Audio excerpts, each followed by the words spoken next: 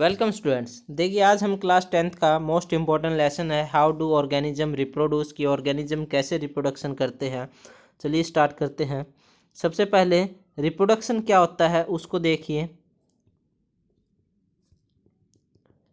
Reproduction क्या है?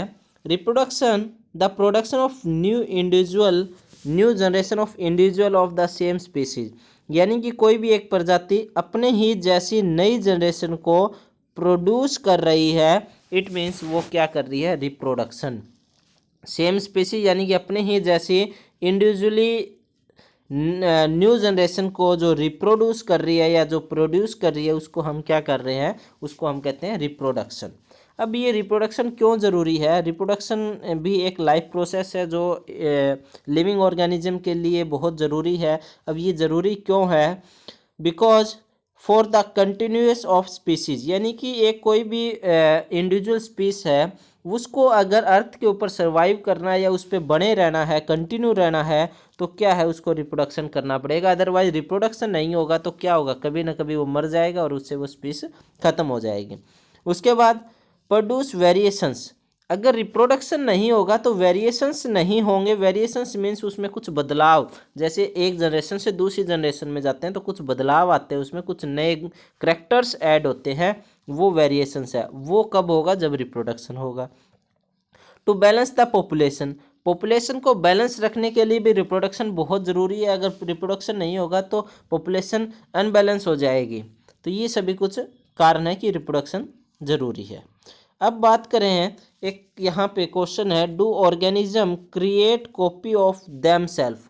क्या कोई एक ऑर्गेनिज्म है, कोई भी है, वो क्या अपनी ही कॉपी करता है?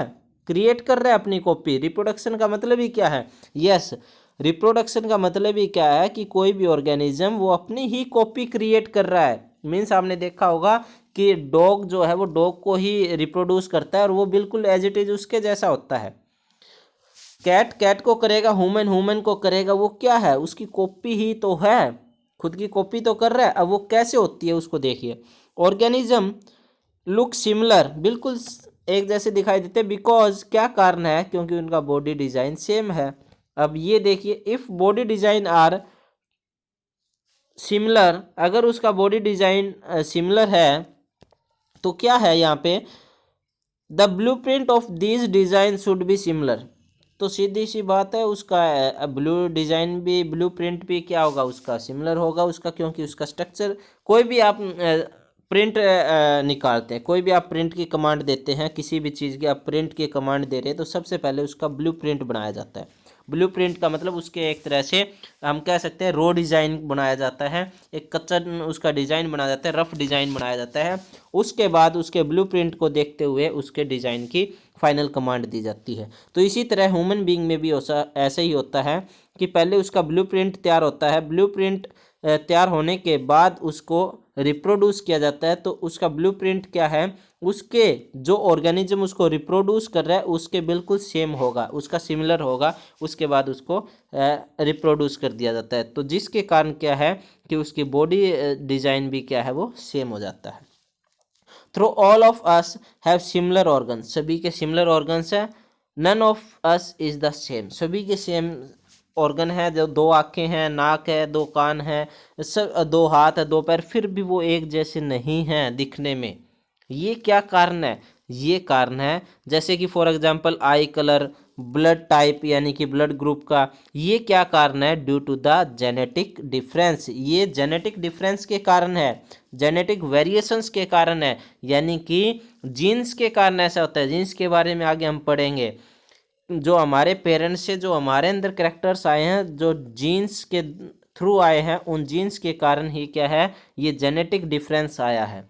The human gene pool carry the alternative alleles that after blood affect blood type and many other traits. ये जो अल्टरनेट अलाइंस आए ना, अल्टरनेट अलाइंस का मतलब है कि मदर से, पेरेंट्स से जो अलग अलग जो जीन्स आए हैं, जीन्स की कॉपी आई है, उन्हीं के कारण क्या होता है? ये कुछ डिफरेंस आता है।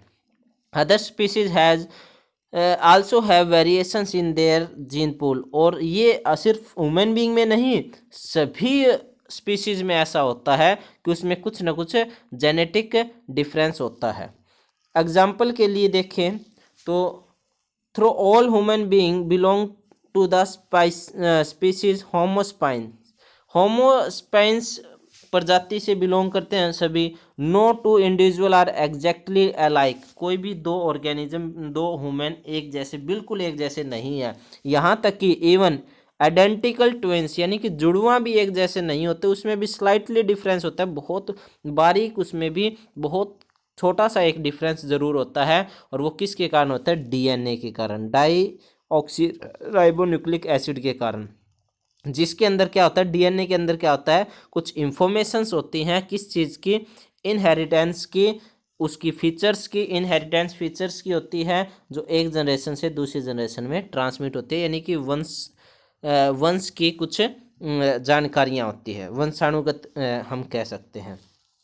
अगर इसी तरह किसी हम एप्पल ट्री की बात करें तो एप्पल ट्री भी सारे क्या है, एक ही मेंबर है, एक ही स्पीस है सारी, लेकिन सभी का फ्रूट जो है वो डिफरेंट डिफरेंट होता है। जैसे कि हमने देखा होगा कुछ सेब लाल होते हैं, कुछ येलो होते हैं, कुछ हार्ड होंगे, कुछ सॉफ्ट होंगे, कुछ मीठे होंगे, कुछ मीठे नहीं होंगे, उसके टेस्ट में डिफरेंस होगा, कुछ लार्ज होंगे, कुछ स्मॉल होंगे। हैं तो सभी एप्पल ट्री के ही, बट उनमें भी स्लाइटली डिफरेंस है ड्यू टू जेनेटिक, उनके जीन्स के कारण।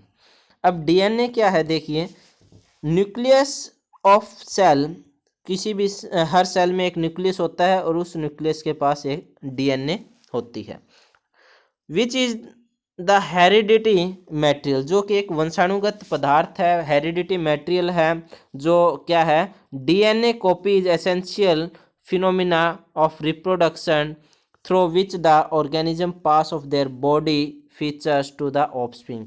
डीएनए कॉपी क्या होता है? डीएनए कॉपी का मतलब जितने भी करैक्टर होते हैं वो डीएनए के अंदर होते हैं। अब ये डीएनए क्या होगा, ये जैसे पेरेंट का डीएनए, इस पेरेंट के डीएनए की क्या की जाएगी, कॉपी की जाएगी।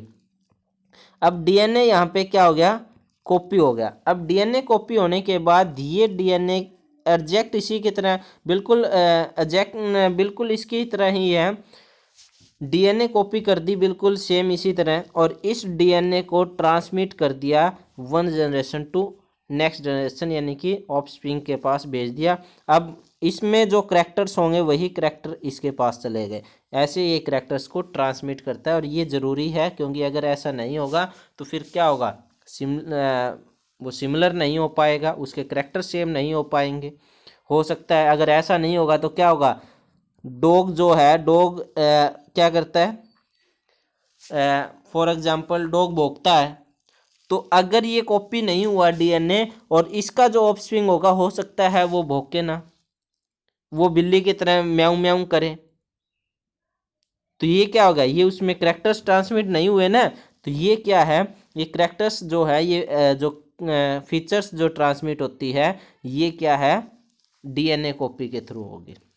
उसके बाद ए जीन, जीन क्या होता है, gene is the physical and functional unit of heredity. Heredity यानी वंशाणुगत की, यानी कि संरचनात्मक और कार्यात्मक इकाई जो है वो जीन है। Gene are made up of DNA. Gene क्या है, किस चीज़ से बना हुआ है, डीएनए से।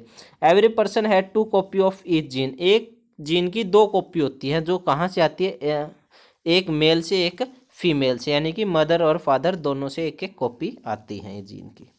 उसके बाद अब वेरिएशंस क्या है, अभी हमने पढ़ा था वेरिएशंस के लिए रिप्रोडक्शन जरूरी है। अब ये वेरिएशन क्या है, variation is the useful for the survival of species over time, यानी कि वेरिएशंस के कारण ही कोई स्पीस जो है वो लंबे समय तक अर्थ के ऊपर सर्वाइव कर सकती है। If there were a population of bacteria living in the temperate water, यानी कि एक एग्जांपल लिया है, अगर कोई भी मान लो बैक्टीरिया है वो टेम्परेट वाटर में रह रहा है, यानी कि उसे एक फिक्स टेम्परेचर पे रह रहा है वो, and if the water temperature were to be increased by global warming, जैसे जैसे ग्लोबल वार्मिंग हो रही है उस वाटर का टेम्परेचर इंक्रीज हो रहा है, और यहाँ पे ये टेम्परेट वाटर में रहने के लिए ज़रूरी है ये, यानी कि ये यहीं रहते हैं एक फिक्स टेम्परेचर पे।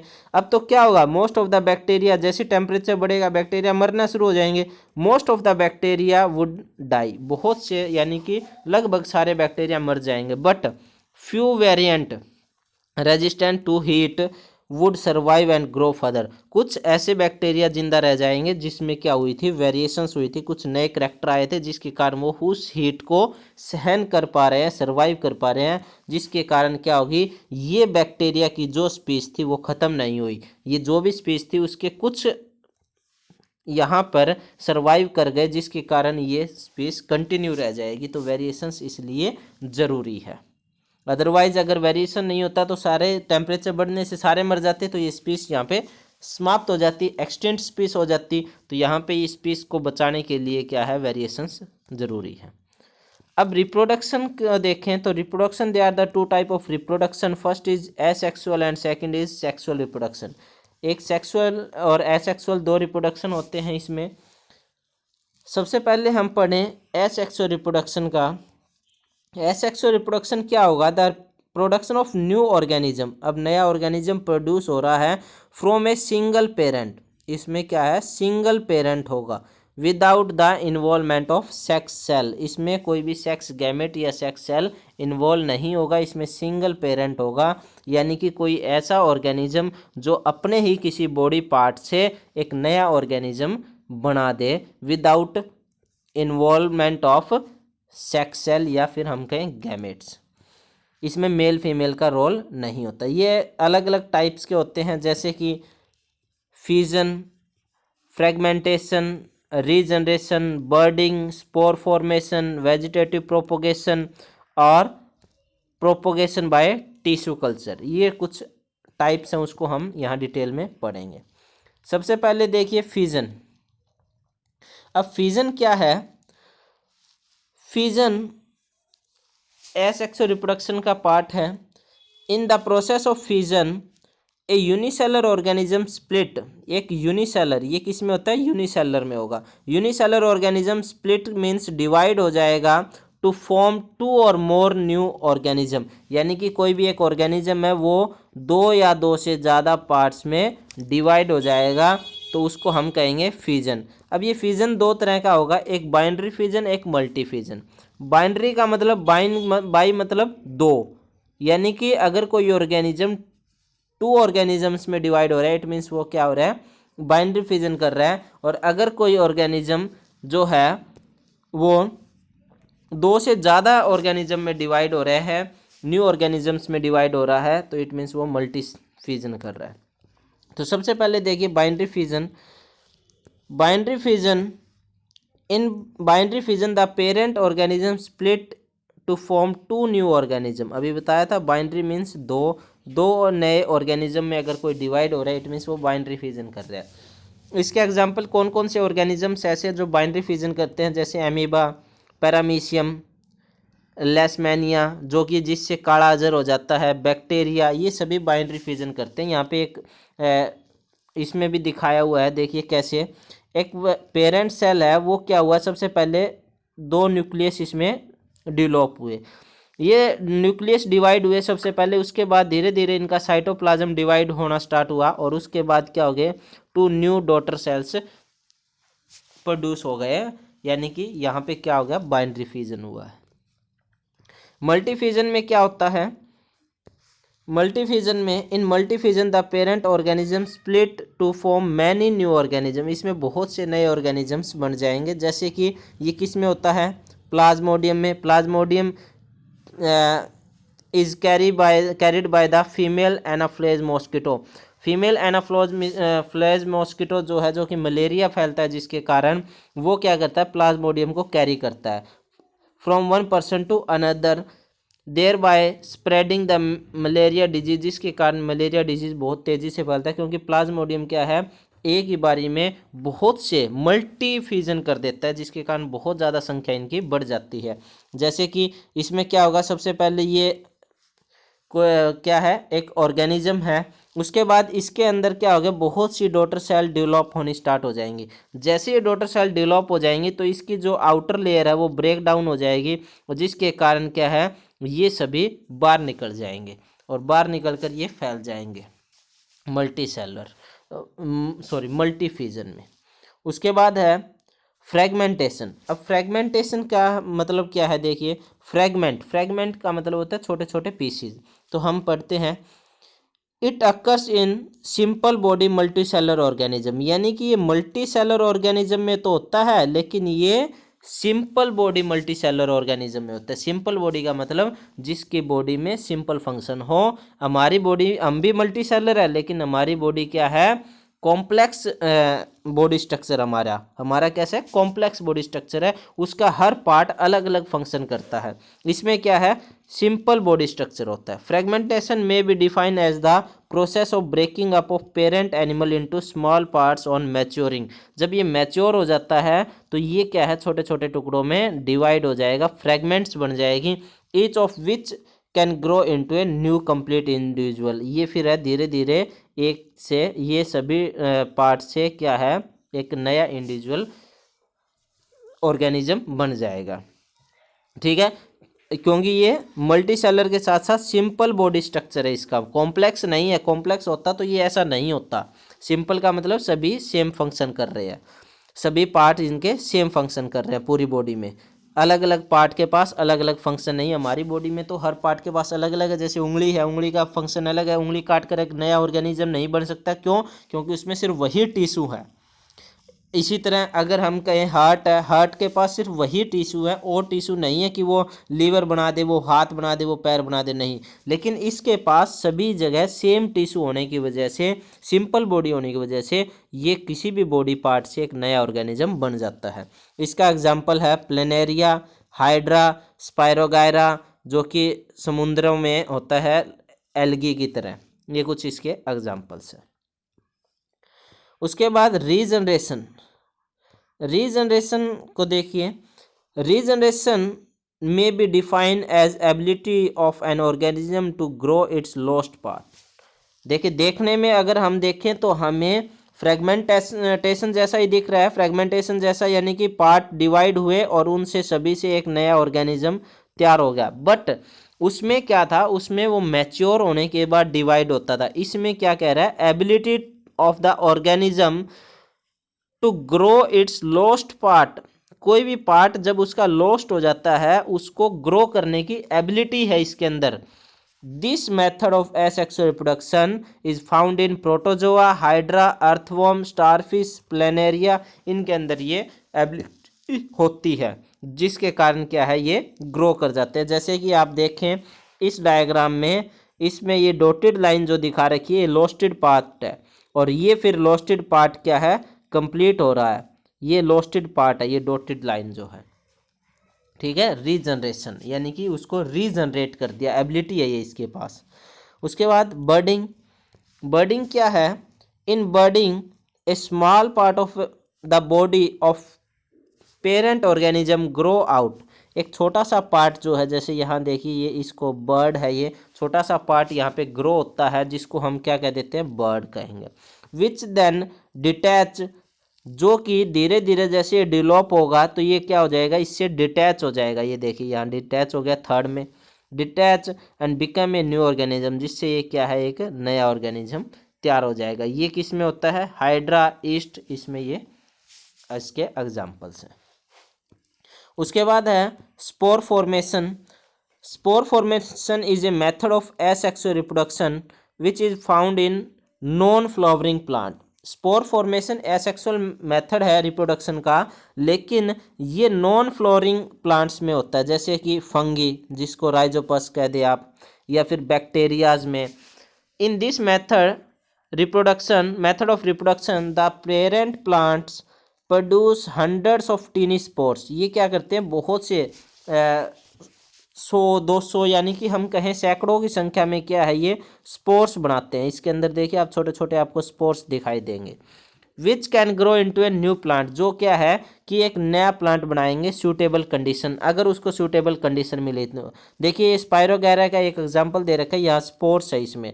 अब धीरे धीरे जैसे ये क्या होगी, बर्स्टिंग स्पोरागैरा, यानी कि ये फट गया है, ये टूट गया है, टूटने से ये इसके अंदर से ये स्पोर्स सारे जो है यहाँ नीचे बिखर जाएंगे। जिन जिन स्पोर्स को सूटेबल कंडीशन मिलेगी, वो क्या है, नए ऑर्गेनिजम्स में ग्रो कर जाएंगे। This is spore formation. इसका एग्जाम्पल स्पायरोगैरा अभी हमने पढ़ा, कुछ राइजोपस होता है, बैक्टीरिया होता है। ये एक एग्जाम्पल ये राइजोपस का है, जिसको स्पाइरागायरा भी हम कह सकते हैं।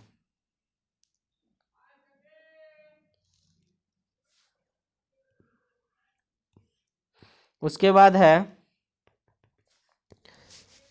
Vegetative propagation. वेजिटेटिव प्रोपोगेशन क्या है? In vegetative propagation new plants are obtained from the plants of old plant.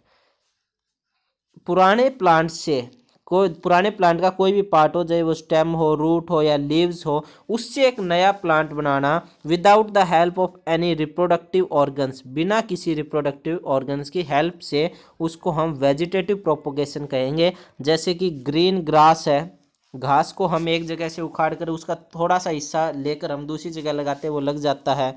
उसके बाद फोलियम प्लांट है, यहाँ पे ये देखिए ये रहा, इसका ये ऊपर लीव्स हैं, लीव्स के ऊपर ये ग्रो कर जाता है, तो इसको हम निकाल कर और कहीं लगा देते हैं। पोटैटो है, ये पोटैटो आइज होती है जी, ठीक है। ऑनियन है इसी तरह। ये सभी क्या है? वेजिटेटिव प्रोपोगेशन है। अब propagation by tissue culture. Tissue culture में क्या होगा? The production of new plants from a small piece of plant tissue. किसी भी एक प्लांट टिश्यू का छोटा सा पार्ट निकाल कर, एक टिश्यू निकाल कर, या उसका कोई भी एक ऑर्गन का रिमूव कर कर उससे एक नया प्लांट ग्रो कर लेना। कब? जब उसको सूटेबल ग्रोथ मीडियम दिया जाए। जैसे कि फॉर एग्जांपल ये है, इसका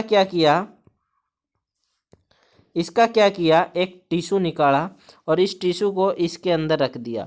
इसको जब तक इसके अंदर रखा और इसको सूटेबल ग्रोथ मीडियम दिया, इसको वैसे ही इसको सूटेबल कंडीशन दी जिसमें ये ग्रो कर सकता है।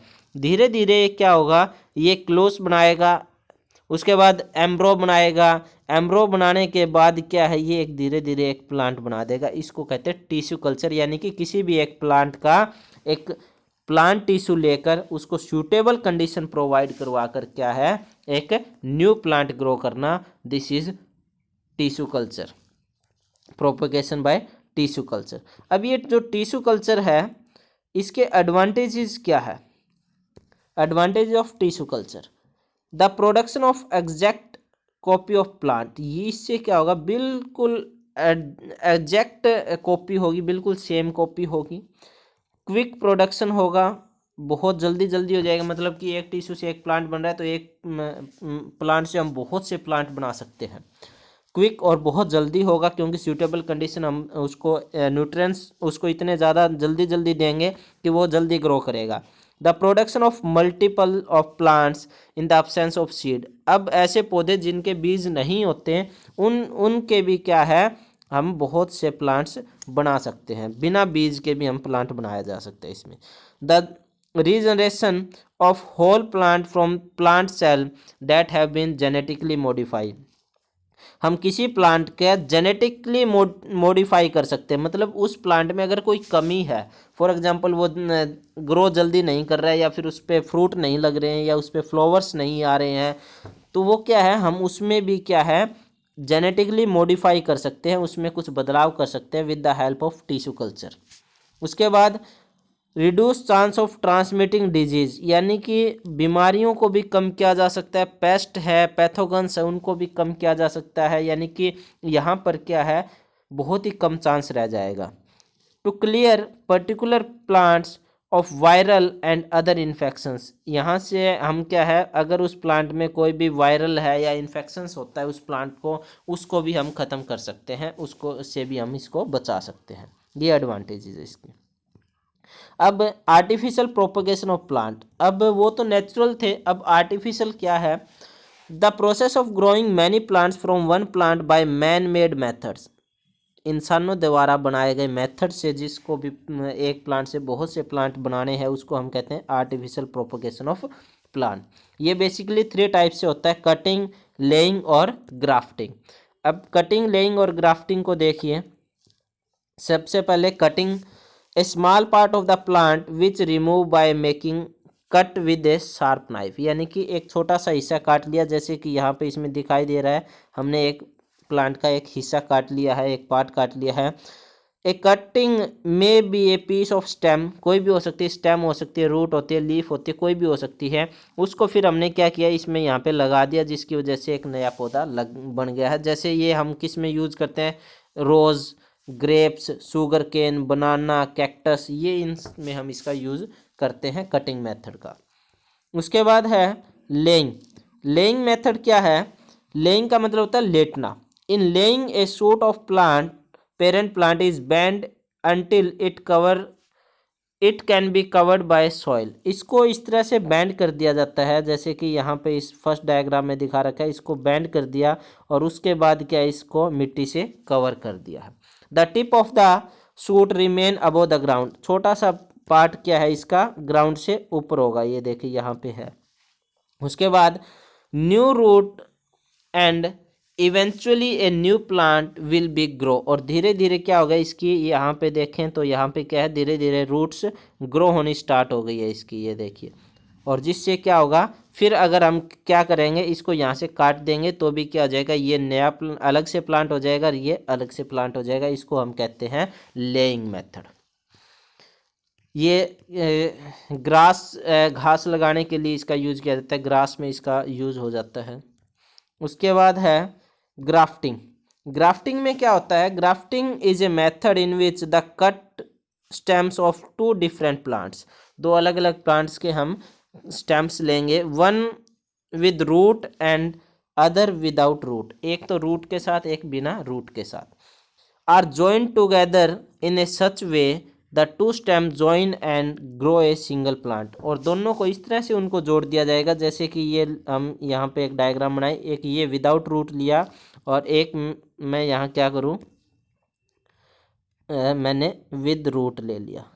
अब इनको इस तरह से जोड़ दिया जाए, इस तरह से इसको जोड़ दिया जाए कि ये एक ही प्लांट लगना चाहिए, ठीक है।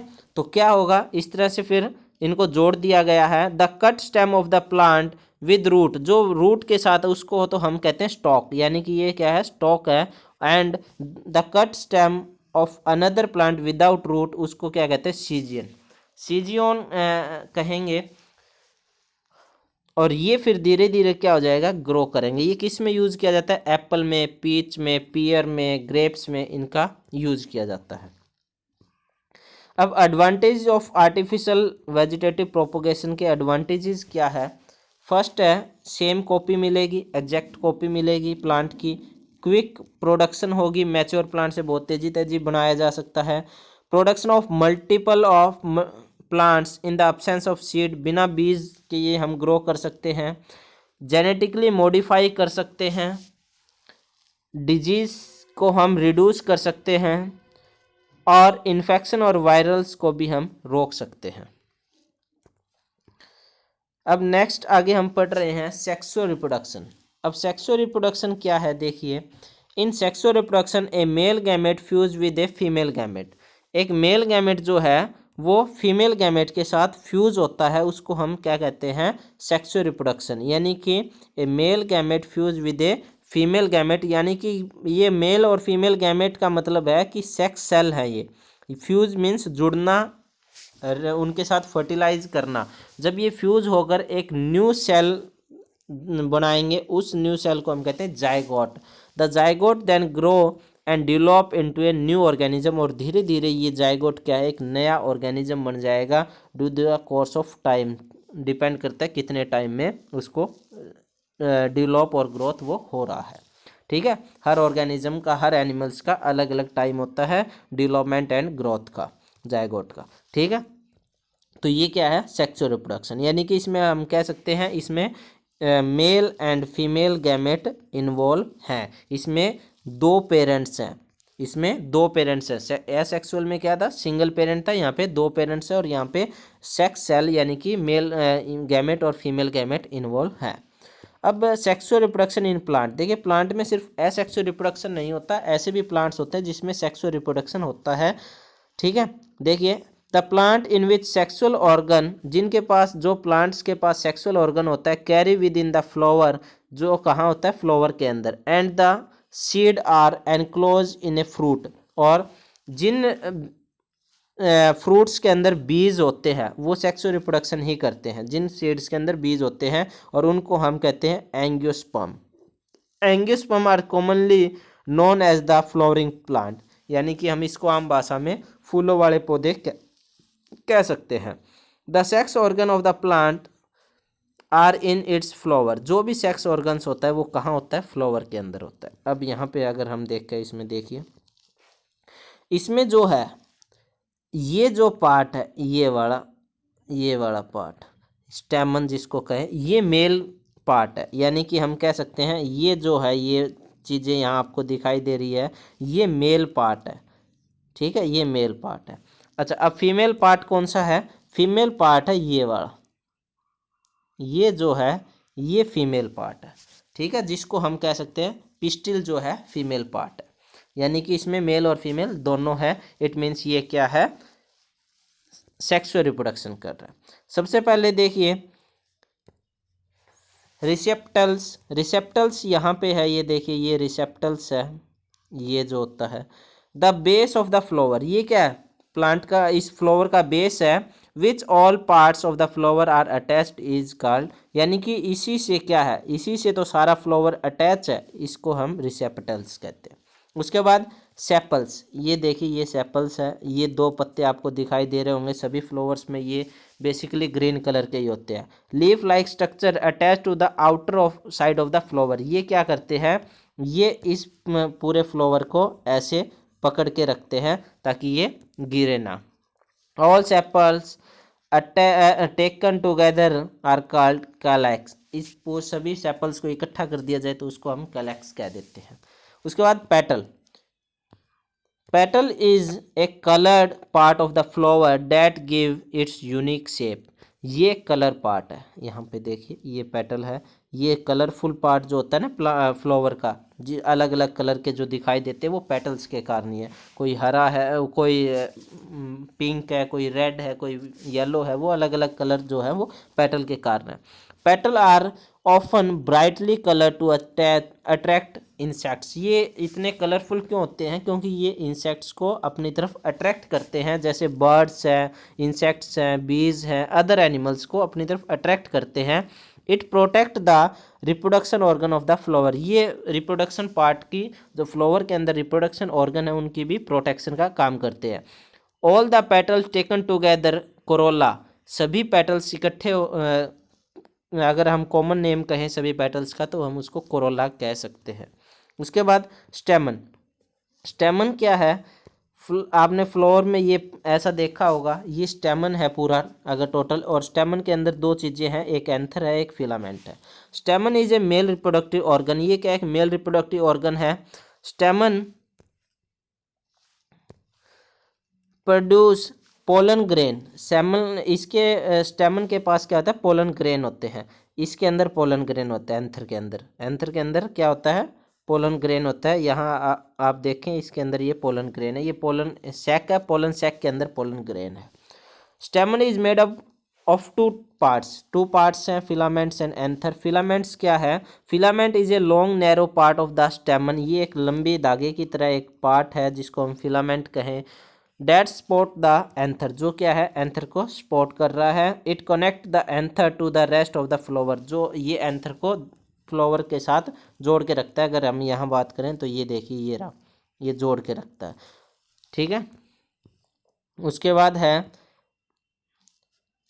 Anther, the anther is located on the end of the filament, anther जो है फिलामेंट के ऊपर होता है एंड पे इनके। Anther make the pollen grain and store them, ये एंथर के अंदर पोलन ग्रेन बनता है और यहाँ ये इसको स्टोर रखता है। Pollen grain contain the male gamete, और इस पोलन ग्रेन को ही हम क्या कहते हैं, मेल गैमेट कहेंगे, इसी के अंदर मेल गैमेट है। अब है कार्पेल, जिसको पिस्टिल कहें, जो कि क्या है, एक फीमेल रिप्रोडक्टिव पार्ट है, ये रहा, ठीक है। इसको हम डिटेल में पढ़ते हैं। Carpel is the female reproductive organ, carpel जो है एक फीमेल रिप्रोडक्टिव ऑर्गन है जो कि सीड प्रोड्यूस करता है। सबसे पहला पार्ट आता है इसका स्टिग्मा का। Stigma is a upper part of the pistil, stigma जो है अपर पार्ट है, जैसे कि ये ऊपर का पार्ट है, ये स्टिग्मा है। It receive the pollen grain from the anther of the स्टेमन, स्टेमन के जैसे ये एंथर है, यहाँ से जो पोलन ग्रेन आता है उसको ये रिसीव करती है। कब? पोलिनेशन के टाइम में। पोलिनेशन को आगे हम डिटेल में पढ़ेंगे। पोलिनेशन का मतलब होता है transfer of pollen grain anther to stigma, anther से स्टिग्मा में जो पोलन ग्रेन जाता है उसको हम पोलिनेशन कहते हैं। स्टिग्मा इज ए स्टिकी, ये एक स्टिकी पार्ट होता है जिसके कारण क्या है, पोलन ग्रेन यहाँ पे चिपक जाता है। ठीक है, अगला पार्ट है style. The middle part of the carpel is called style, ये एक मिडल पार्ट है, ये वाला क्या है, जो नैरो पार्ट है इसको स्टाइल कहते हैं।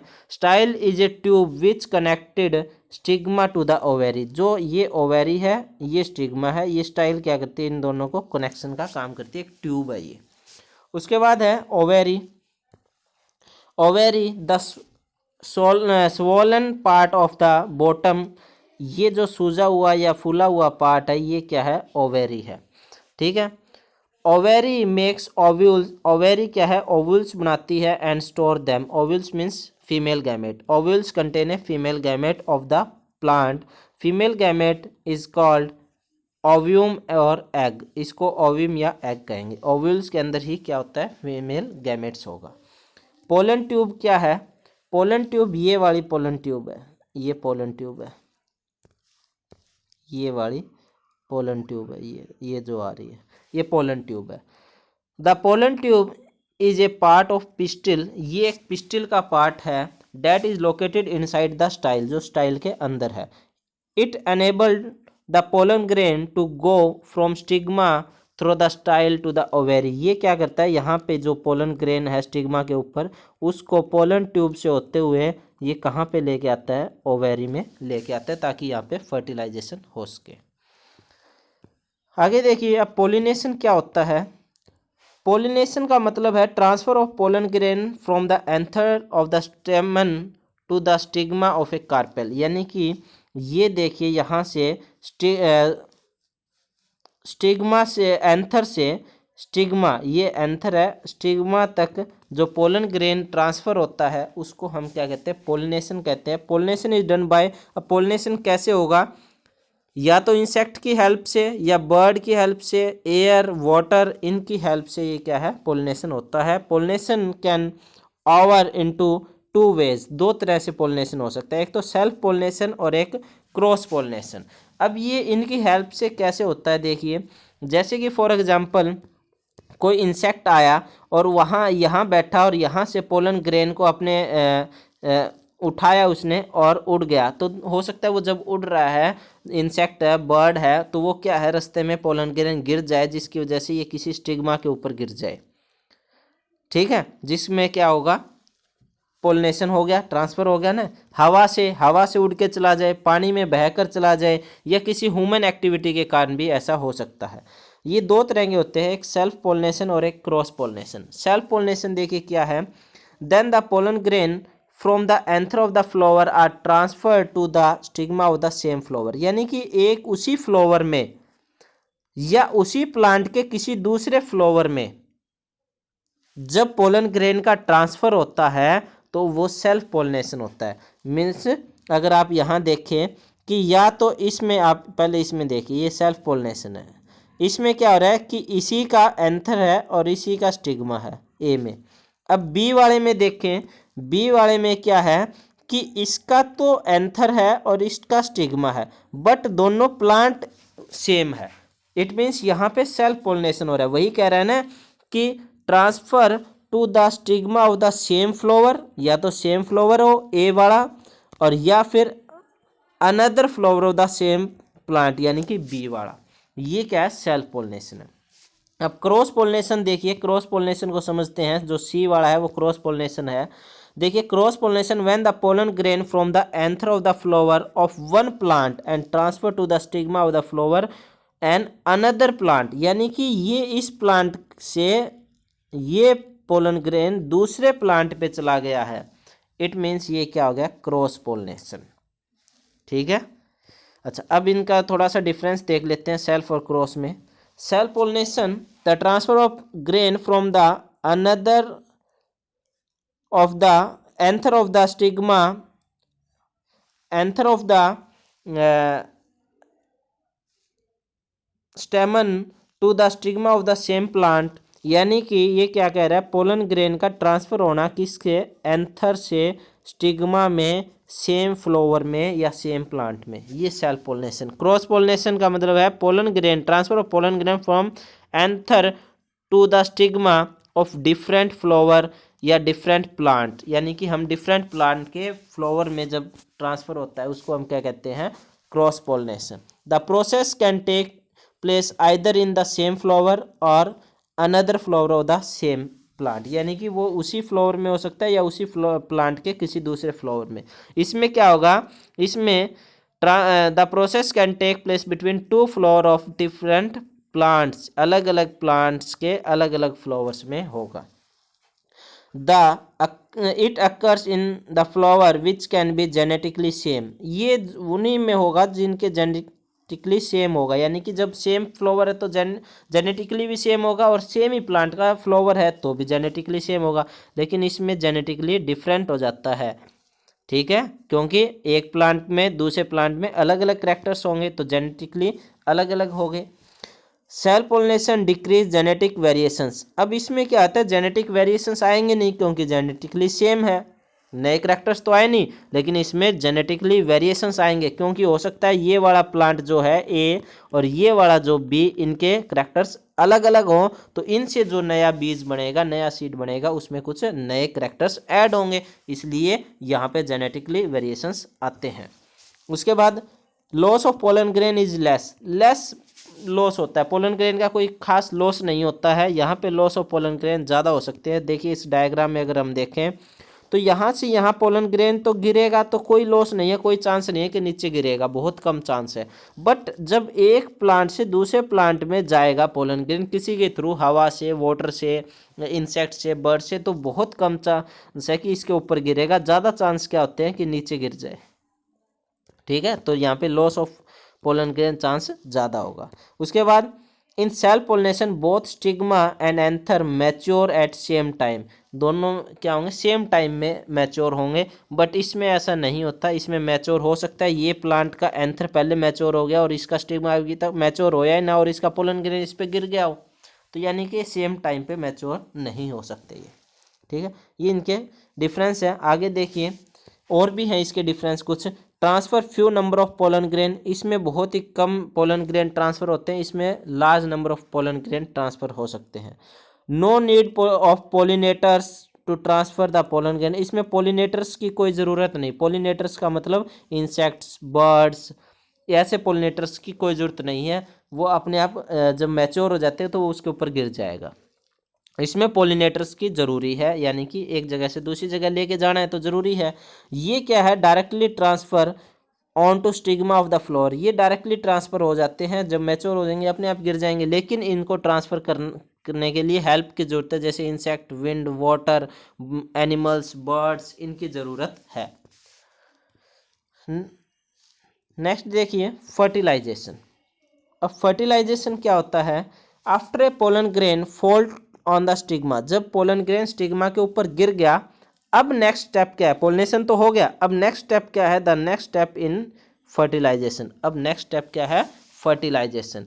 Fertilisation occur when male gamete present in the pollen grain join with the female gamete present in ovule, जो पोलन मेल गैमेट है वो क्या है, ज्वाइन हो जाए, फ्यूज हो जाए, किसके साथ, फीमेल गैमेट के साथ, जो कि ओव्यूल में प्रेजेंट है। In ovary the male gamete of the pollen grain combine with the nucleus of the female gamete, तो क्या होगा, मेल गैमेट जो है वो फीमेल गैमेट के साथ कंबाइन हो जाएगा, और कंबाइन होकर क्या कर देंगे, फर्टिलाइज्ड एग, यानी कि एक फर्टिलाइज्ड एग बना देंगे, जिसको हम जायगोट कह सकते हैं, जो क्या है, एक जायगोट बना देंगे। जैसे यहाँ डायग्राम में देखिए, यहाँ पे क्या होगा, पोलन ग्रेन जैसे ही इसके अंदर गिरेगा, ये पोलन ट्यूब कंप्लीट होकर कहाँ चली गई, यहाँ पे इस डायग्राम में आपको यहाँ दिख रहा होगा, यहाँ पे पहले फर्स्ट डायग्राम में देखिए सिंगल डॉट दिखाई दे रही है जो कि फीमेल गैमेट है, और इस सेकंड डायग्राम में आप देखेंगे दो डॉट आपको दिखाई दे रही होंगे, जिसमें का मतलब है एक मेल गैमेट है और एक फीमेल गैमेट। फर्स्ट डायग्राम में एक डॉट यहाँ ऊपर है और एक यहाँ नीचे, यानी कि ऊपर वाला मेल गैमेट, ये फीमेल गैमेट। बी में यहाँ दोनों यही हैं, यानी कि यहाँ पे अब ये क्या हो गया, फ्यूज हो गए, ज्वाइन हो गए हैं, कंबाइन हो गए हैं। इट मीन्स यहाँ पे फर्टिलाइजेशन हो गया, जाइगोट बना दिया है। उसके बाद देखिए formation of fruit and seeds. Fruits and seeds कैसे बनते हैं?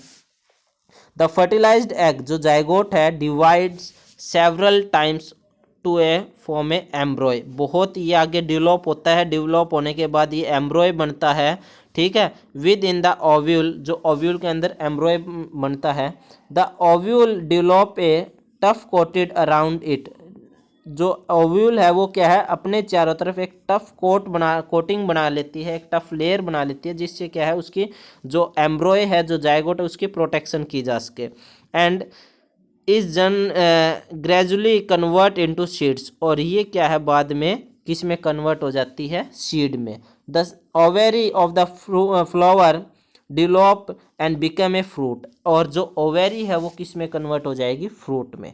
यानी कि ओव्यूल किस में कन्वर्ट हो गया, सीड में, और ओवेरी जो है वो किस में कन्वर्ट होगी, फ्रूट में कन्वर्ट होगी, और इस फ्रूट के अंदर क्या है, सीड होता है।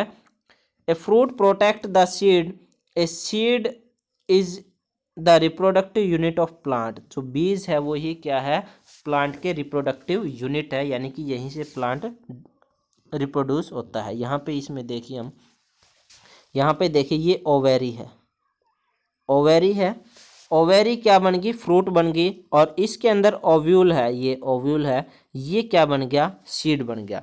तो हम जो खा रहे हैं वो क्या है, उस ओवेरी को एज ए फ्रूट हम जो खा रहे हैं वो ओवेरी है, यानी कि ये देखिए ये ओवेरी है, और इसके अंदर जो ये है ये क्या है, ये ओव्यूल है, ठीक है, clear.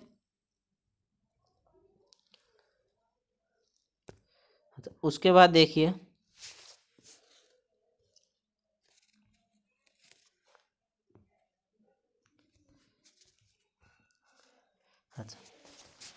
The beginning of growth of seed is called germination, यानी कि जो बीज जो है वो ग्रो होना स्टार्ट होता है उसको हम कहते हैं जर्मिनेशन। ये देखिए जर्मिनेशन, यहाँ पे सीड है, धीरे धीरे ये क्या है, रिप्रोड्यूस हो रहा है, यानी सॉरी रिप्रोड्यूस नहीं, जर्मिनेट हो रहा है। ये क्या हो रहा है, जर्मिनेट हो रहा है, इससे प्लांट बन रहा है। रिप्रोड्यूस तो पहले हो चुका है ना, ये बीज क्या है, रिप्रोडक्शन से ही तो हुआ है, यानी कि ये धीरे धीरे ग्रोथ कर रहा है, यानी कि beginning of the growth of seed is called germination. अच्छा, अब sexual reproduction in animals. Animals में सेक्सुअल रिप्रोडक्शन कैसे होता है, अभी तक हमने प्लांट का ही पढ़ा है, एनिमल्स का देखिए। An animal having male sex called sperm. अगर एनिमल के मेल सेक्स की बात करें तो वो स्पर्म है, जैसे हमने प्लांट में पोलन ग्रेन पढ़ा। And female sex cell is called ova, या फिर हम इसको एग कह सकते हैं। The cell involves in sexual reproduction is called gametes, यानी कि जो सेक्सुअल रिप्रोडक्शन में जो सेल्स इन्वॉल्व होती है उसको हम गैमेट्स कहते हैं। ये दो तरह के होंगे, मेल गैमेट जिसको हम स्पर्म कहें, फीमेल गैमेट जिसको हम ओवा या एग कहें। यहाँ पे देखें, आप देख सकते हैं इस डायग्राम में, ये स्पर्म है। स्पर्म एक थ्रेड लाइक स्ट्रक्चर है, और इसमें एक हेड होता है, ठीक है, और एक टेल होती है। और इसमें अगर हम फीमेल गैमेट की बात करें तो एक ये एग की तरह होता है, ठीक है, जिसमें न्यूक्लियस ये रहा, इसमें यहाँ न्यूक्लियस है। उसके बाद है फर्टिलाइजेशन। फर्टिलाइजेशन जो एनिमल्स में है, फर्टिलाइजेशन तो हम पढ़ चुके हैं क्या होता है, और हम आगे अब टाइप ऑफ फर्टिलाइजेशन पढ़ेंगे। वैसे देख लीजिए, the fusion of sperm with ovum, यानी कि मेल गैमेट जब फीमेल गैमेट के साथ फ्यूजन करेगी या फ्यूज होगी, कंबाइन होगी, तो वो एक जाइगोट बनाता है। इस प्रोसेस को हम फर्टिलाइजेशन कहते हैं, और ये दो तरह से होता है एनिमल्स में, एक तो इंटरनल फर्टिलाइजेशन, एक एक्सटर्नल फर्टिलाइजेशन। अब इंटरनल किस में होगा, एक्सटर्नल किस में होगा, वो देख लेते हैं। The fertilisation which occur inside the female body, जो फर्टिलाइजेशन फीमेल बॉडी के अंदर होगा उसको हम इंटरनल फर्टिलाइजेशन कहेंगे, और जो fertilisation outside the female body होगा, यानी फीमेल बॉडी के बाहर होगा, उसको हम एक्सटर्नल फर्टिलाइजेशन कहेंगे। Only the male discharge sperm into the female body, इसमें इंटरनल फर्टिलाइजेशन में क्या होगा, मेल जो है वो स्पर्म को डिस्चार्ज यानी कि स्पर्म को छोड़ेगा या निकालेगा कहाँ पर, फीमेल बॉडी के अंदर।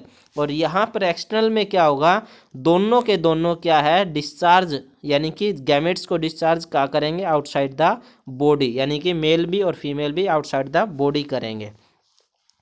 अच्छा, इसका एग्जांपल ह्यूमन, बर्ड्स, रेप्टाइल्स, इसमें फ्रॉग, फिश, ये क्या है, दोनों ही इसमें मेल और फीमेल क्या है, बॉडी से बाहर जो डिस्चार्ज कर देंगे गैमेट्स को, और फिर जैसे कि यहाँ से ये मेल ने डिस्चार्ज किया और ये फीमेल ने डिस्चार्ज किया, तो दोनों ही आउटसाइड द बॉडी है, और यहाँ पर ये क्या, जायगोट बनना स्टार्ट हो जाएगा।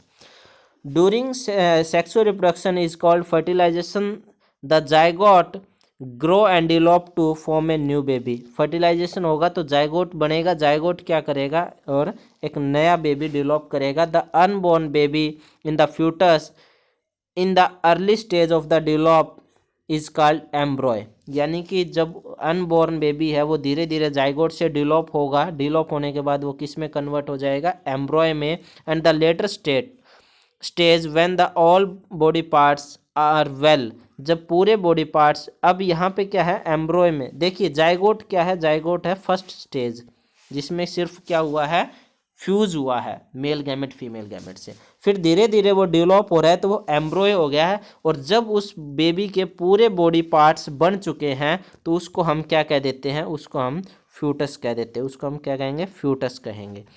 There are the two type of fertilisation, दो तरह के फर्टिलाइजेशन हमने पढ़ लिए हैं, इंटरनल एंड एक्सटर्नल फर्टिलाइजेशन। अब प्यूबर्टी क्या है, देखिए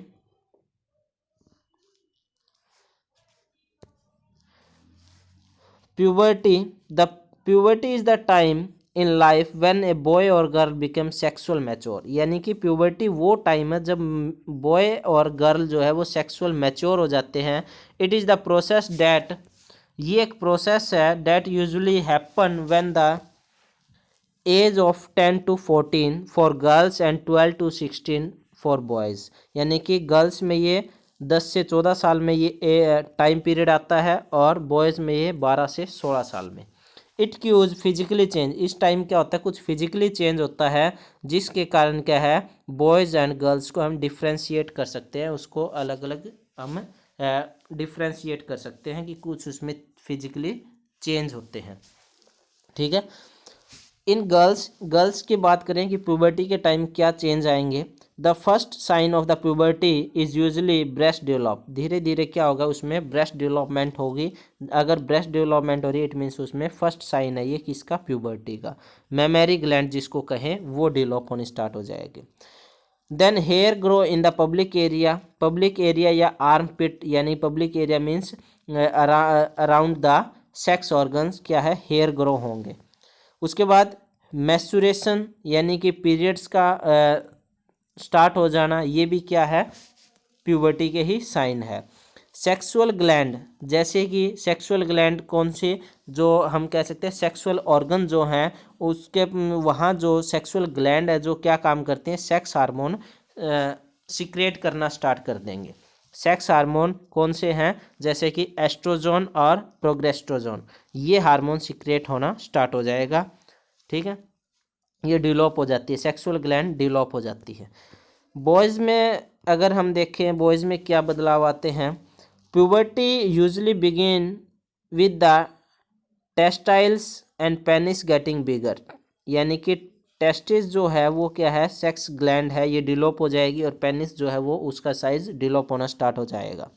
उसके बाद then hair grow in the public area and armpit, वही है, सेम है, around the sex organ hairs grow हो जाएंगे, आर्म पिट हेयर ग्रो हो जाएंगे, मसल्स ग्रो होंगी, वॉइस डिपर होंगे, फेशियल हेयर हो जाएगा यानी दाढ़ी मूंछ का आ जाना, ये भी सभी क्या है, बॉयज़ में प्यूबर्टी के साइन है। सेक्सुअल ग्लैंड डेवलप हो जाएगी और सेक्स हार्मोन रिलीज होना स्टार्ट हो जाएगा, जैसे कि सेक्स हार्मोन कौन सा होता है, टेस्टोजोन जो होता है, जो हम previous control and coordination chapter में पढ़ चुके हैं।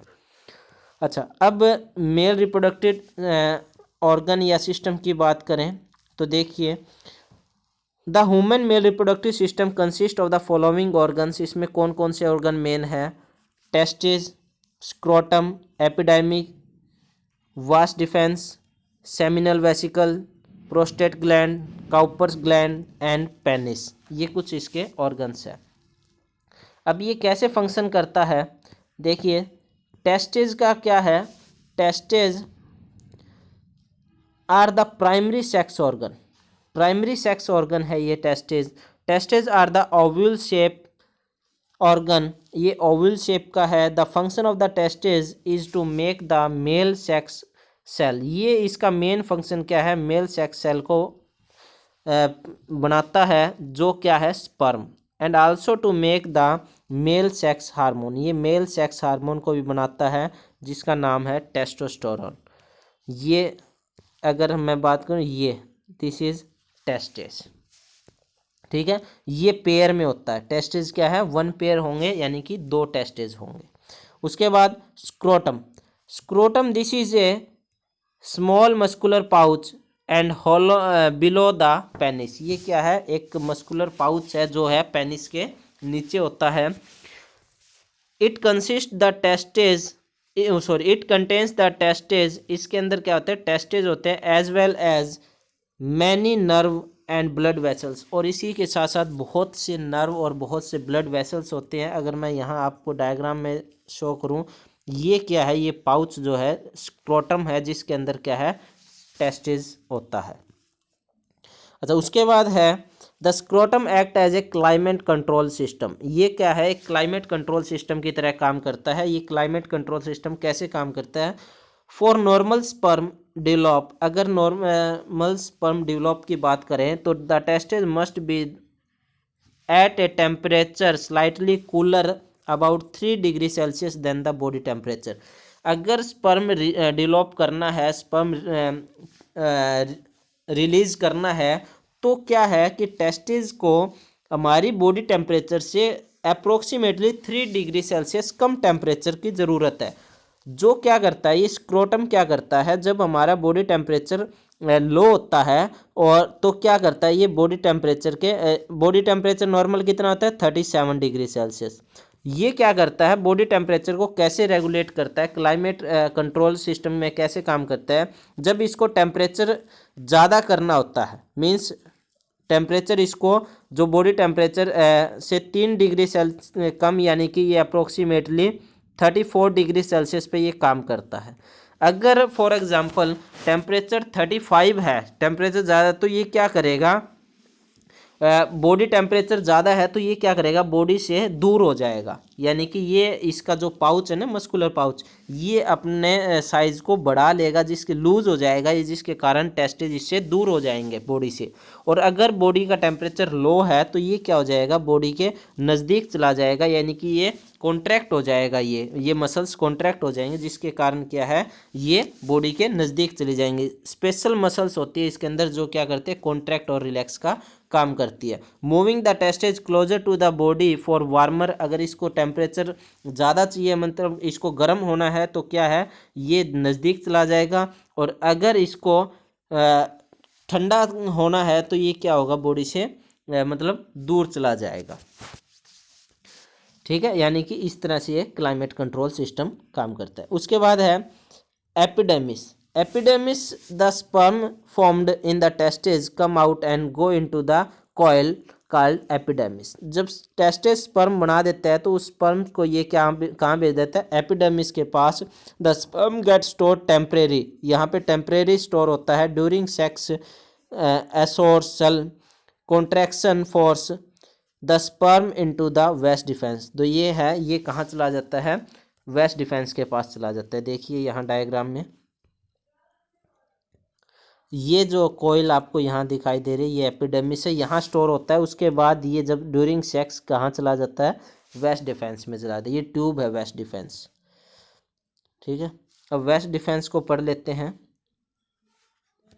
Vas deferens, the vas deferens is a long muscular tube. ये क्या? एक ट्यूब है, लंबी ट्यूब है, अप्रोक्सीमेटली 40 सेंटीमीटर लॉन्ग है, which carry sperm to the, जो क्या है? स्पर्म को लेके जाती है कहाँ से?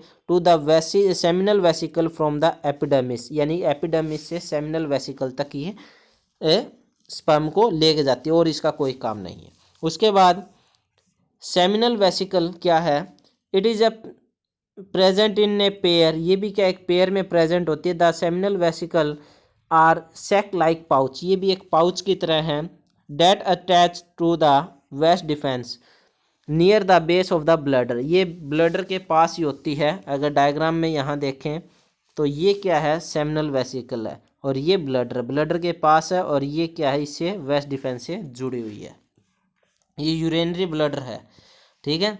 उसके बाद है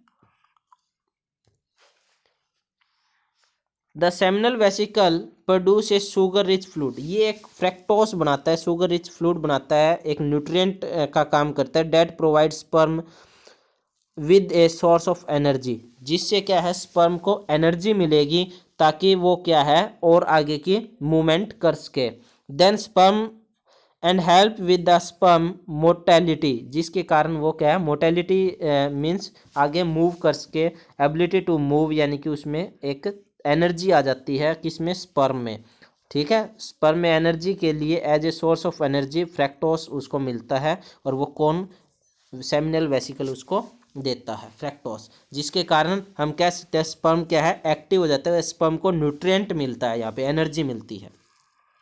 अब प्रोस्टेट ग्लैंड क्या करती है, prostate gland, the prostate gland is a walnut size, ये एक अखरोट के साइज जैसी है। That is located below the urinary bladder in the front of rectum, rectum के सामने और यूरिनरी ब्लडर के पास होती है। The prostate gland secrete alkaline fluid which maintain the medium of sperm, ये क्या है एक एल्कलाइन फ्लूइड यानी कि बेसिक फ्लूइड निकालेगा जो क्या है स्पर्म के मीडियम को मेंटेन रखेगी। अब यहाँ देखिए इस डायग्राम में ये प्रोस्टेट ग्लैंड है, ये पीछे, इसका काम क्या है, यहाँ से ये यूरिनरी ब्लडर है तो यहाँ इसके अगर बात करें तो यूरिनरी ब्लडर और स्पर्म का यानी यूरिन और स्पर्म का एक ही पाथ है। तो क्या होगा, यूरिन जो होता है वो एसिडिक होता है, जिसके कारण क्या होगा इस ट्यूब में भी एसिडिक नेचर होगा। तो जैसे स्पर्म आएगा यहाँ पे एसिडिक नेचर है तो स्पर्म डेड हो जाएगा। तो ये प्रोस्टेट ग्लैंड क्या करती है, एक एल्कलीन फ्लूइड सिक्रिएट करती है, जिसके कारण इस ट्यूब का नेचर क्या हो जाता है, न्यूट्रल हो जाता है और न्यूट्रल होने की वजह से स्पर्म यहाँ पे आसानी से मूव कर सकता है without any harm.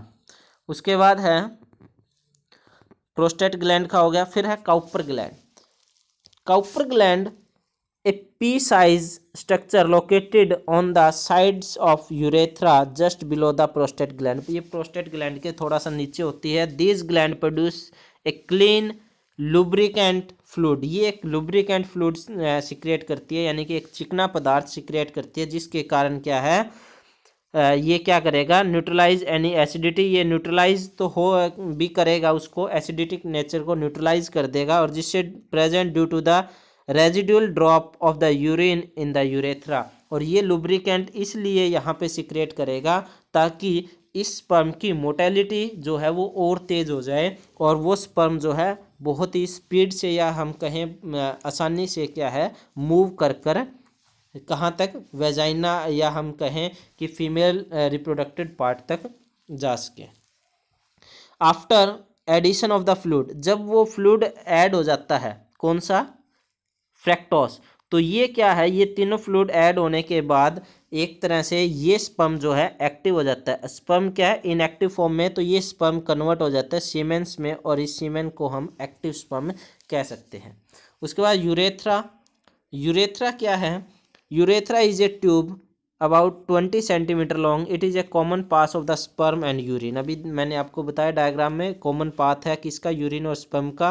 Urethra carry the urine from urinary bladder as well as sperm from the vas deferens, ये क्या है यूरिन भी कैरी करता है और स्पर्म भी कैरी करता है थ्रू द पेनिस, पेनिस के through. Penis is a long and muscular thick muscular organ है। The tip of the penis consist of a soft and highly sensitive which is covered by the loose skin called the foreskin, यानी कि आगे का part जो है बहुत ही sensitive होता है जो किससे कवर होता है, फोर स्किन से। At the time of sexual excitement, the tissue of the penis get filled with blood. जब सेक्सुअल एक्साइटमेंट होती है तो क्या होता है, उसका जो मस्कुलर जो ऑर्गन है ये, इसमें क्या हो जाए, ब्लड भर जाएगा, और जिसके कारण बिकम इरेक्ट, और ये जिसके कारण ये सीधा हो जाएगा, is insert into the vagina of the female, और ये क्या है फिर वेजाइना में इंसर्ट कर दिया जाएगा, या हम कहें एंटर हो जाएगा, और उसके बाद ये स्पर्म को रिलीज कर देगा। स्मॉलेस्ट ह्यूमन सेल की बात करें, अगर मेल बॉडी में अगर स्मॉलेस्ट ह्यूमन सेल की बात करें तो वो क्या है, स्पर्म है। ठीक है, उसके बाद देखिए female reproductive system. Female reproductive system में the female reproductive system consist of the following organ. कौन कौन से ऑर्गन्स हैं देख लीजिए। ओवेरी, ओविडक्ट जिसको फ्लोपिन ट्यूब भी कहें, यूट्रस और वेजाइना। ठीक है, ये क्या है, ये ओवेरी है, और ये जो है ये ट्यूब जो है ये ओवेरी डक्ट या जिसको फ्लोपिन ट्यूब कहें, दोनों तरफ होती है, पेयर में होती है ये। और ये जो पार्ट है, ये पार्ट ये यूट्रस है, और ये जो पार्ट है नीचे का ये क्या है, वेजाइना है। इस डायग्राम को देखें तो ओविडक्ट अबाउट 10 सेंटीमीटर लॉन्ग होती है। ठीक है, और यूट्रस की बात करें about the size of the fist, यानी कि मुट्ठी की तरह है, with a thick muscular wall होती है, और ये स्ट्रेच हो जाती है एक बेबी को होल्ड करने के लिए इनफ साइज में। ठीक है, और ये जो पार्ट है ये बीच में ये है कार्विक्स, जो कि ओपनिंग फ्रॉम द यूट्रस, जो क्या है एक पार्ट इसका यूट्रस में ओपनिंग होता है और एक वेजाइना में। उसके बाद है, स्टार्ट करते हैं, देखिए ovary.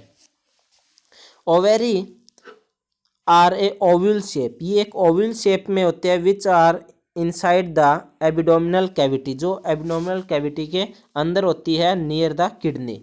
A women has 2 ovary, 2 ovary होंगी, they are the primary reproductive organ, ये क्या है, एक प्राइमरी रिप्रोडक्टिव ऑर्गन है। The function of the ovary is to make a female sex cell, ये इसका फंक्शन क्या है, फीमेल सेक्स सेल को बनाती है, और साथ ही ये सेक्स हार्मोन्स को भी, जैसे ओस्ट्रोजन या फिर प्रोगेस्टेरोन हार्मोन को भी सीक्रेट करवाती है।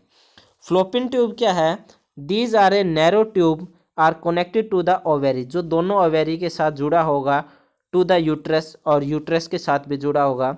The fertilisation of an egg by the sperm normally occur in the fallopian tube, जो फर्टिलाइजेशन होता है वो कहाँ होता है, फ्लोपिन ट्यूब में होगा। इस डायग्राम में देखें, यहाँ से क्या होगा, स्पर्म आएगा, और ये स्पर्म यहाँ पर आएगा फ्लोपिन ट्यूब में, और इधर से एग आएगा फ्लोपिन ट्यूब में, और यहाँ पे क्या हो जाएगा, फर्टिलाइजेशन होगा।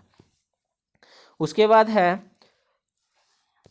The fertilised egg then move to the uterus, और उसके बाद ये फर्टिलाइजेशन होने के बाद, ये फर्टिलाइज होने के बाद ये एग कहाँ आ जाएगा, यूट्रस में यहाँ पे आ जाएगा। इसको इम्प्लांटेशन कर दिया जाए, इसको कहते हैं इम्प्लांटेशन। यूट्रस क्या है, the 2 oviduct connected to a bag like a organ, this is uterus, एक बैग लाइक ऑर्गन है। That is the home of developing foetus, जो कि एक जो फ्यूटस है उसका एक घर है। The uterus is divided into 2 parts, uterus 2 part में डिवाइड है, एक कार्विक्स में एक कार्पुस में। ठीक है, आगे हम इसको भी पढ़ेंगे। कार्विक्स क्या है, cervix is the lower part of the opening of, यानी कि ये एक लोअर पार्ट है जो कि वेजाइना में ओपन होता है। The channel through the cervix allow sperm to enter the menstruation, यानी and the menstruation blood to exit. ये कार्विक्स एक रास्ता है, एक पाथ है, एक चैनल है, जिसके थ्रू क्या है, स्पर्म जो है वो एंटर होता है, और मैस्चुरल जो ब्लड है, जो मैस्चुरेशन के टाइम जो ब्लड रिलीज होता है उसको एग्जिट किया जाता है इसी रास्ते से। Vagina is a canal that join the cervix, जो कार्विक्स से जुड़ी हुई है, जो कि lower part of the uterus है, to the outer side of the body, जो एक पार्ट तो कार्विक्स से जुड़ा हुआ एक आउटर साइड है। It is known as the birth canal, इसको बर्थ कनाल भी कहा जाता है, क्योंकि जो बेबी है वो यहीं से उसका बर्थ होता है। Vagina receive the penis for putting sperm, vagina ही क्या है, पेनिस को रिसीव करती है, किसके लिए, स्पर्म को रिलीज कराने के लिए into the women's body. In the female the opening for passing out urine, अगर फीमेल बॉडी की बात करें तो जो यूरिन पासिंग जो पाथ है और वेजाइना ओपनिंग आर सेपरेट, दोनों ही अलग अलग सेपरेशन है, यानी कि यूरिन पाथ अलग है और जहाँ पे स्पर्म को रिलीज किया जाएगा या वेजाइना ओपनिंग वो अलग है। जैसे मेल में तो सेम था ना, इसमें ऐसा नहीं है। इस डायग्राम से देखें तो देखिए इस डायग्राम में वेजाइना ओपनिंग अलग से हो रही है और यूरिन ओपनिंग अलग से हो रही है, दोनों ही क्या है, अलग अलग ओपनिंग है। और ये क्या है, ये लेबिया है। लेबिया भी आगे हम पढ़ेंगे दो तरह से, minor labia and major labia. The function of external female reproductive structure it two fold, अगर हम एक्सटर्नल फीमेल स्ट्रक्चर को देखें तो इसमें दो फोल्ड होते हैं, two fold, to enable sperm to enter the body and protect the internal genetic organ from the infection. यहाँ पे ये अगर हम कहें कि ये इसके अंदर टू फोल्ड होते हैं, ये दोनों फोल्ड क्या करते हैं, ये इसको प्रोटेक्शन करते हैं किससे, इन्फेक्शन से। The main external structure of the female reproductive system include, इसमें क्या होगा, बार्थोलिन ग्लैंड्स होगी, this gland are located beside the vagina opening, vagina opening के दोनों साइड में ये ग्लैंड होंगी जो क्या करेंगी, and produce a lubricant fluid, जो एक लुब्रिकेंट फ्लूइड सीक्रेट करेंगे जो क्या है उसको इन्फेक्शन से प्रोटेक्ट करेगा, और साथ में ही क्या है वहाँ पे लुब्रिकेंट करेगा ताकि जो पेनिस जो है वो आसानी से एंटर हो जाए। उसके बाद मोन्स पुबिस जो है ये क्या है, इसका फंक्शन क्या है, it is mount of the tissue and skin above your leg, ये यहाँ पे बहुत सारे टिश्यू इकट्ठे हैं और एक लेग के ऊपर क्या है, एक स्किन कवर होती है। In the middle this area become a covered with hair and when you got puberty, जब प्यूबर्टी का टाइम आता है तो इसी स्किन के ऊपर, इसी पोर्शन के ऊपर क्या है, हेयर्स ग्रो होते हैं। उसके बाद है labia, the labia are two set of skin folds, यानी कि ये लिप्स की तरह होते हैं, दोनों साइड ऐसे स्किन होंगे, either side of the opening of vagina, vagina के दोनों साइड होंगे, अगर यहाँ आप देखें तो ये दोनों साइड आपको दिखाई दे रहे होंगे। उसके बाद है the labia majora are outer lips and the labia minora inner lips, यानी कि इस तरह से दो होंगे, ये आउटर वाला मेजर हो गया, ये माइनर हो गया। It is normal for labia to look different from each other, यानी कि दोनों ही क्या है, नॉर्मल होते हैं, डिफ्रेंशिएट इतने डिफ्रेंशिएट नहीं होते एक दूसरे से। उसके बाद है clitoris, clitoris is the small sensitive bump at a bottom of mons pubis that is covered by the labia minor. अगर इस डायग्राम में हम देखें तो इस डायग्राम में यहाँ पर जो है ये एक बम्प, बम्प का मतलब एक छोटा सा उभरा हुआ पार्ट है जो क्या है इन लीबिया में कवर है, ये एक सेंसिटिव पार्ट होता है, बहुत ही सेंसिटिव पार्ट होता है, यहाँ पे सेंसिटिव पार्ट है, ठीक है, जो कि लीबिया से कवर है। यूरिनरी ओपनिंग का मतलब है कि यहाँ से क्या है, यूरिन को एग्जिट किया जाएगा। वेजाइनल ओपनिंग का मतलब है यहाँ पे क्या है, entry to the vagina and found below the urinary opening, यहाँ पे पेनिस इसमें अलो होता है इंसर्ट होने के लिए, ठीक है। उसके बाद है डेवलपमेंट ऑफ एम्ब्रॉय, एम्ब्रॉय कैसे डेवलप होता है, जैसे आप यहाँ इन डायग्राम में देख रहे हैं कैसे टाइम टू टाइम जो है डेवलपमेंट हो रही है। When the ovule fertilized the in the oviduct, जब ओव्यूल जो है ओविडक्ट में फर्टिलाइज हो जाता है, then zygote formed and very rapidly, तो जाइगोट जो है बहुत तेज़ी से डेवलप होना स्टार्ट होता है ये क्या होता है, जब zygote cells are divided and it form a embryos, ये डिवाइड होकर मल्टी सेलुलर हो जाता है तो ये एम्ब्रॉय में कन्वर्ट हो जाता है। The lining of the uterus is very soft, और यूट्रस की जो लाइनिंग है वो बहुत ही सॉफ्ट होती है ताकि उसमें जो बेबी है वो पूरे आराम से वहाँ पर उसको रखा जा सके, कोई भी मैकेनिकल स्टॉक ना हो। एंड थिक, और मोटी भी होती है, which embedded the embryo in the thick lining of uterus is called implantation. जब क्या हुआ, फर्टिलाइजेशन कहाँ हुआ, फ्लोपिन ट्यूब में, और फ्लोपिन ट्यूब से कहाँ पर आ जाता है अब, यूट्रस में। अब फ्लोपिन ट्यूब से यूट्रस में जब आता है जाइगोट, तो उसको हम कहते हैं इम्प्लांटेशन, फॉर प्रोटेक्शन के लिए वहाँ पर आ जाता है। After implantation A special type of tissue develop between the uterus and एम्ब्रॉय, एम्ब्रॉय uterus के बीच में एक स्पेशल टाइप का टिश्यू बनता है जिसको कहते हैं placenta. The exchange of the nutrition, oxygen, waste material और बहुत सी चीज़ें जो बेबी के लिए ज़रूरी है वो कौन लेके जाता है, वो प्लेसेंटा ही उसको ट्रांसमिट करता है। यानी प्लेसेंटा एम्ब्रॉय और मदर्स के बीच में क्या है, कनेक्शन का काम करता है। The time period from the fertilization up to birth of the baby is called gestation। gestation का मतलब है कि वो टाइम पीरियड, अब सभी का एक जैसा नहीं होता है, किसी एनिमल का अलग होगा, किसी ह्यूमन का अलग होता है। तो इस पूरे टाइम को, यानी कि फर्टिलाइजेशन से लेकर बर्थ तक के टाइम को हम कहते हैं गेस्टेशन। उसके बाद the average gestation period in human की अगर बात करें तो 9 मंथ है, 38 वीक हम उसको कह सकते हैं। इनमें डिफरेंस अगर देखें तो जाइगोट क्या है, zygote formed by the fusion of male and female gamete, first stage है। एम्ब्रॉय क्या है, embryo formed by the cell division of zygote, जब सेल डिवीजन होती है जाइगोट की तो ये एम्ब्रॉय बनता है। Foetus is formed by the growth and develop of the embryo, जब एम्ब्रॉय डिवेलप होता है तो ये फ्यूटस बन जाता है। A zygote is a beginning of the, हम कह सकते हैं beginning of the formation of baby, यानी कि सबसे शुरुआती चीज़ है, सबसे बिगनिंग है ये। और ये क्या है, अर्ली स्टेज है, यानी कि इसके बाद के अप टू 8 वीक, 8 हफ्ते तक हम कह सकते हैं एम्ब्रॉय है। आफ्टर 8 वीक जब उसमें डेवलपमेंट हो जाती है या हम कहें उसके ऑर्गन्स डेवलप हो जाते हैं तो वो क्या हो जाता है, फ्यूटस हो जाता है। उसके बाद है जाइगोट जो है वो एक सिंगल सेल होता है, मल्टी सेलर, जो एम्ब्रॉय है वो भी मल्टी सेलर होता है, फ्यूटस भी क्या होता है, मल्टी सेलर होता है।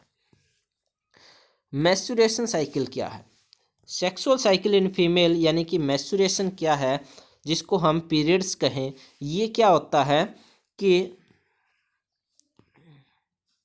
मैस्चुरेशन cycle help female body prepare for pregnancy, जब प्रेगनेंसी के लिए प्रिपेयर हो जाती है बॉडी तो वो मैस्चुरेशन हो जाती है। Every month after the reaching puberty, puberty के बाद ये हर महीने होती है।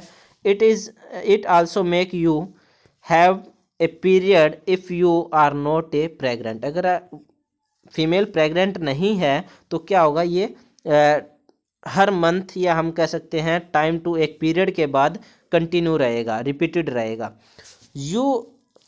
Your menstruation cycle and the period are control by the hormone, ये कौन कंट्रोल करता है, ये हार्मोन कंट्रोल करते हैं। कौन से हार्मोन, एस्ट्रोजन और प्रोगेस्टेरोन, ये हार्मोन क्या है, कंट्रोल करते हैं।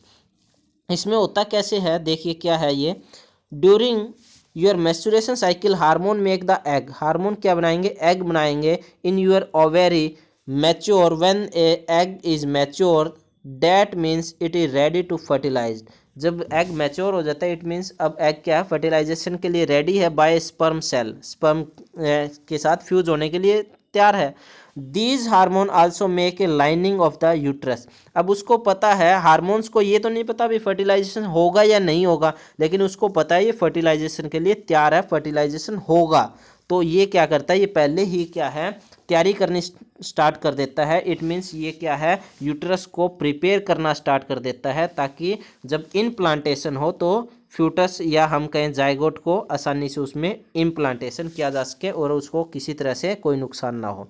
तो ये क्या करेगा, स्पंजी लेयर बनानी स्टार्ट कर देगा। So if your egg does not get fertilise, लेकिन उसने तो ये प्रिपरेशन तो तैयार कर दी लेकिन फर्टिलाइजेशन हुआ ही नहीं, देन फिर क्या होगा, thick and soft lining uterus is not longer need, अब उसको फर्टिलाइजेशन नहीं हुआ तो उसको पता है भाई इसकी जरूरत नहीं, तो वो क्या करेगा, इसको ब्रेक कर देगा। So the thick and soft lining of the uterus along with the blood vessel, अब ये क्या करेगा, वो टूटने की वजह से जो डेड ओव्यूल है वो क्या हो जाएगा, वेजाइना के थ्रू क्या है, ब्लीडिंग की फॉर्म में क्या है, बार आने स्टार्ट हो जाएंगे, उसको हम कहते हैं menstruation. Menstruation usually occur in the every 28 days, हर 28 दिन में, become ovulation occur every 28, because ovulation का मतलब ओव्यूल जो है हर 28 दिन में बनता है। Menstruation stop temporarily when the ovule get fertilise, अब मैस्चुरेशन कब रुकता है, जब फर्टिलाइजेशन हो जाती है। फर्टिलाइजेशन होने का मतलब है कि अब मैस्चुरेशन नहीं होगी, यानी कि कार्विक्स क्लोज हो गया है और वहाँ पे मैस्चुरेशन नहीं होगा। लाइनिंग बन गई है, प्रिपरेशन उसने कर ली थी, लाइनिंग बना दी और वो लाइनिंग अब यूज में है, तो अब उसको और लाइनिंग बनानी नहीं है, तो क्या होगा, मैस्चुरेशन नहीं होगा। द वुमेन गेट प्रेग्नेंट, जब वुमेन प्रेग्नेंट हो जाती है तो menstruation restart after the birth of baby, और जब जैसे ही बेबी का बर्थ हो जाता है तो मैस्चुरेशन फिर से रीस्टार्ट हो जाती है। अब ये क्या है, मेनार्चे, मेनार्चे क्या है, the time in the girls life when the menstruation first begin, जब पहली बार मैस्चुरेशन साइकिल होती है उसको मेनार्चे कहते हैं। ड्यूरिंग द मेनार्चे पीरियड मैस्चुरेशन में बी इरेगुलर, स्टार्टिंग में क्या है, ये इरेगुलर हो सकती है, अनप्रेडिकेटेबल हो सकती है, यानी कि कभी 28 दिन में, कभी 30 दिन में, कभी 24 दिन में भी हो सकती है। After also is known as female puberty, इसका मतलब ये क्या है, फीमेल प्यूबर्टी साइन है। उसके बाद मेनोपोज क्या है, menopause is the time when your menstruation period stop permanently, जब मैंस्चुरेशन पीरियड बिल्कुल परमानेंटली स्टॉप हो जाते हैं, मैंस्चुरेशन नहीं होता, तो वो क्या है, मेनोपोज होता है। नो लॉन्गर गेट प्रेग्नेंट, उसके बाद वो प्रेग्नेंट नहीं हो सकती। The menopause transition most often beginning between the 45 to 55 years old, जब फीमेल हो जाती है तो ये ऐसी कंडीशन आ जाती है। अब बर्थ कंट्रोल क्या है, birth control can be done by preventing pregnancy in female, birth control क्या है कि प्रेगनेंसी को प्रिवेंट करना, यानी कि फीमेल प्रेग्नेंट ना हो। The prevention of the pregnancy in the female is called contraception, और इसको हम क्या कहते हैं, जब फीमेल प्रेग्नेंट ना हो या वो प्रिवेंशन यूज करे तो उसको हम कहते हैं कॉन्ट्रासेप्शन। अब ये कॉन्ट्रासेप्शन मेथड्स बहुत से हो सकते हैं, जैसे कि burial method, chemical method, surgical method, natural method और इंट्राटेराइन कॉन्ट्रासेप्टिक डिवाइस यानी कि IUDC, ये भी मेथड हो सकते हैं। तो हम अलग अलग मेथड्स को पढ़ते हैं।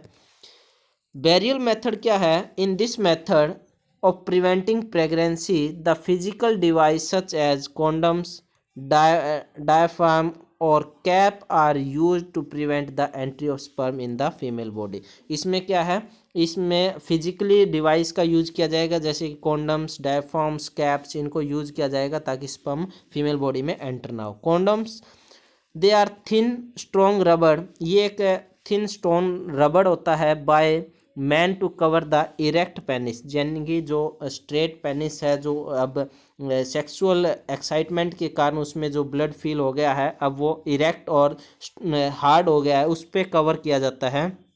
It is simple but affective, ये बहुत ही सिंपल है लेकिन अफेक्टिव है। वाइडली यूज, ये मोस्टली इसी को यूज़ किया जाता है, इसके कोई भी साइड इफेक्ट नहीं है।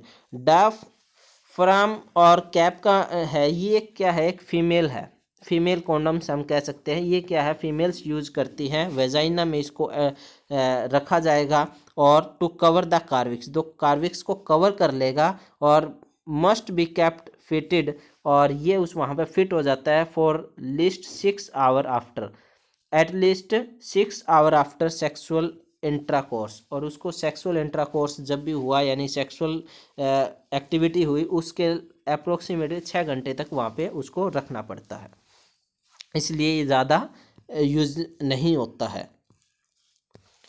केमिकल मेथड्स में क्या होगा, foam tables, jellies, pastes, cream, उसके बाद स्पर्मिसाइड्स, ओरल पिल्स और वेजाइना पिल्स, इनका यूज़ किया जाता है। For some common chemicals use by female these are the place in vagina. और बहुत सी ऐसे कुछ पिल्स होते हैं जो ओरल पिल्स का मतलब जिसको खाया जाता है, और वेजाइनल पिल्स जिसका मतलब जो वेजाइना में रखा जाता है। ये कुछ केमिकल्स हैं जिसका यूज किया जाता है। Surgical methods, it is safe in the long run, ये सेफ है यानी लंबे समय तक, but they make use infection, ये इसके कारण कुछ इन्फेक्शंस भी हो सकता है, एंड अदर प्रॉब्लम, कुछ और भी प्रॉब्लम आ जाती है इफ़ नॉट डन प्रॉपरली, अगर ये सही तरीके से सर्जरी ना की जाए तो। ये दो तरह की होती है, एक तो वैसेक्टोमी और एक ट्यूबेक्टोमी। वैसेक्टोमी और ट्यूबेक्टोमिक देखिए, vasectomy this is small surgery operation performed in male, जो कि मेल में होता है। It involves removal of a small portion of the sperm. इसमें क्या होता है, स्पर्म के यानी कि स्पर्म डक्ट जो है जिसको हम वेस्ट डिफेंस के, उसके छोटे से पार्ट को रिमूव कर दिया जाता है बाय सर्जिकल ऑपरेशन, ठीक है, जिसके कारण स्पर्म जो है वो prevent the sperm from the coming out, जिसकी वजह से स्पर्म बाहर नहीं आता। Tubectomy this is a small surgery operation, ये भी एक स्मॉल सर्जरी ऑपरेशन है जो फीमेल में होता है। It involves removal of the small portion of the fallopian tube. इसमें क्या होगा, फ्लोपिन ट्यूब का छोटा सा हिस्सा काट दिया जाएगा, जिसकी वजह से क्या होगा, prevent the ओविल from out coming out, जिसकी वजह से ओविल जो है वो बाहर रिलीज नहीं होगा। उसके बाद है नेचुरल मेथड्स जो हैं वो क्या है, these method include avoid copulation around the time of ovulation and withdrawal the penis before the ejaculation. इसमें क्या होगा, जब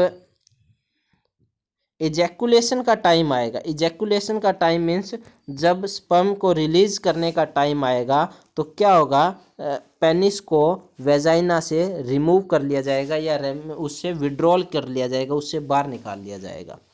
ये नेचुरल मेथड है, ये इतना इफेक्टिव नहीं है, ठीक है। उसके बाद है आईयूडीसी यानी कि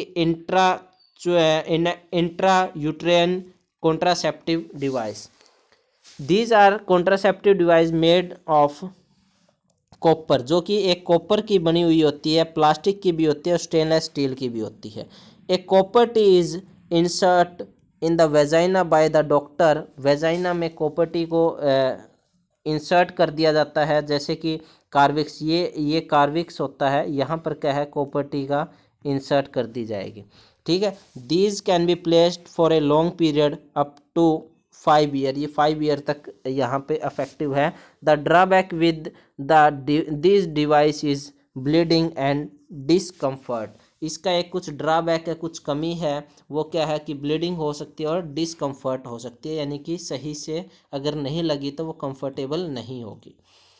STD sexual transmitted disease, the disease which are spread by sexual contact, जो सेक्सुअल कॉन्टैक्ट के कारण जो डिजीज़ फैलती है, कहा किसी इन्फेक्टेड पर्सन, कोई भी इन्फेक्टेड पर्सन है उसके साथ जैसे ही सेक्सुअल कॉन्टैक्ट किया जाता है उससे कोई डिजीज़ फैलती है, उसको हम सेक्सुअल ट्रांसमिटेड डिजीज़ कह सकते हैं।